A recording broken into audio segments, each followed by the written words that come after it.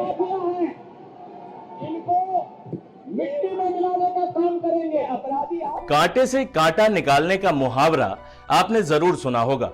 एक उदाहरण से बात शुरू करते हैं, फिर हम असली कहानी पर आएंगे।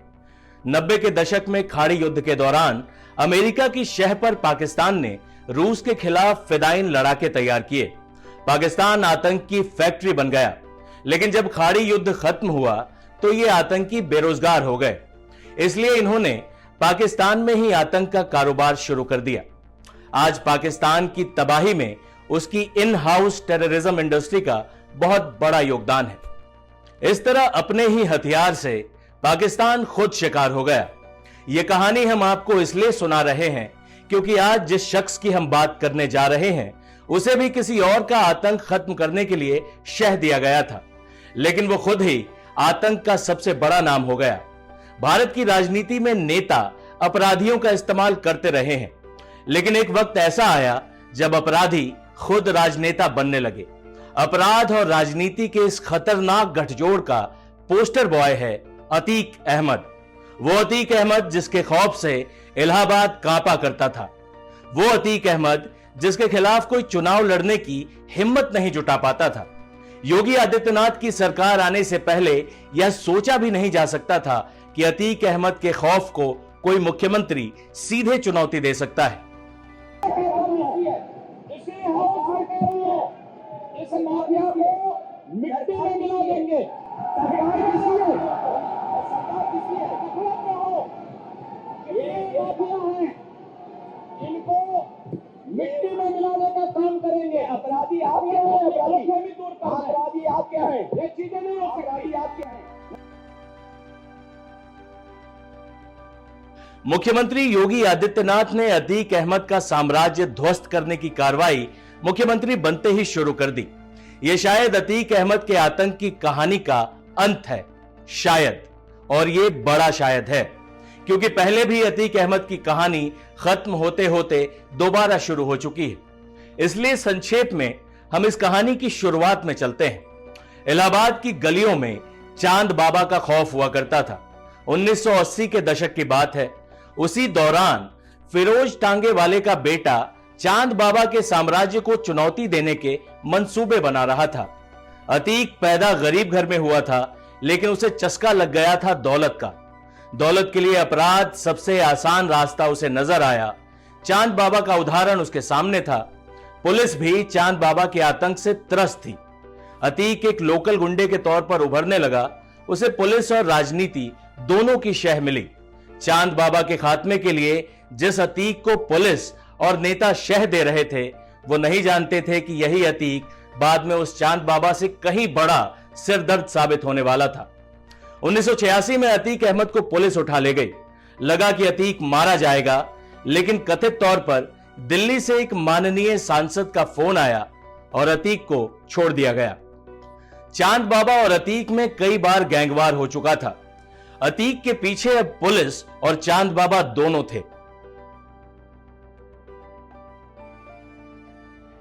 अतीक जानता था कि अपराध जगत में आज या कल उसका काम तमाम होना तय था, इसलिए उसने राजनीति का रुख किया। 1989 में इलाहाबाद पश्चिम सीट से उसने निर्दलीय पर्चा भरा। अतीक के सामने थे चांद बाबा, लेकिन इस बार जंग बुलेट की नहीं, बैलेट की थी। अतीक ने चांद बाबा को हरा दिया और कुछ महीने बाद ही चांद बाबा की भरे बाजार में हत्या हो गई। बाबा का दौर खत्म हुआ और अतीक भाई का वक्त शुरू हुआ। अतीक का खौफ ऐसा था कि उसके सामने कोई चुनाव लड़ने की हिम्मत नहीं करता था। 1991 और 1993 में भी वो लगातार निर्दलीय चुनाव जीता। फिर मुलायम सिंह यादव से अतीक की नजदीकी बढ़ी। 1996 में सपा के टिकट पर चुनाव लड़ा और चौथी बार विधायक बना। 1999 में अतीक ने अपनी सीट बदल ली। अपना दल के टिकट पर वो प्रतापगढ़ से चुनाव लड़ा, लेकिन इस बार उसे हार नसीब हुई। इसके बाद 2002 में अपना दल से अपनी पुरानी सीट पर वापस आया और पांचवी बार इलाहाबाद पश्चिम सीट से विधानसभा पहुंचा। अपराध और सत्ता का जहरीला कॉकटेल तैयार हो चुका था। यूपी में माफिया राज गहरे तक पैठ बना चुका था। अतीक का नाम कई कुख्यात हत्याकांडों में आया।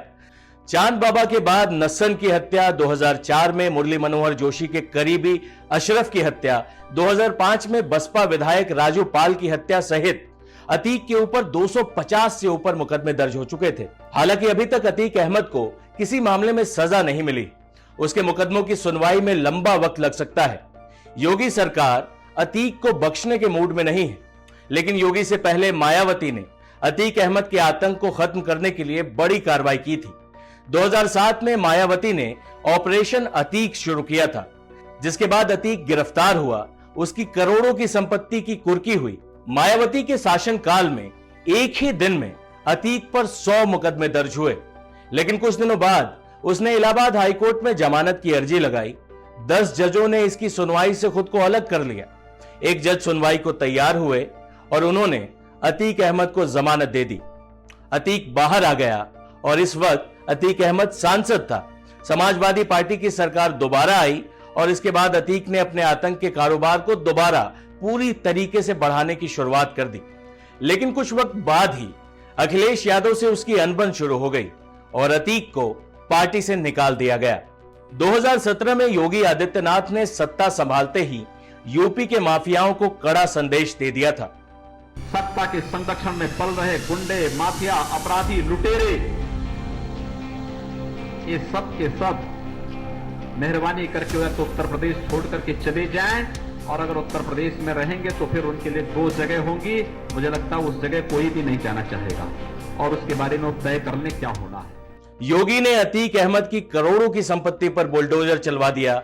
इसके बावजूद राजू पाल हत्याकांड के अंतिम गवाह उमेश पाल की दिन दहाड़े हत्या हो जाती है। जेल से अतीक अपने जुर्म के कारोबार को चलाता रहा है।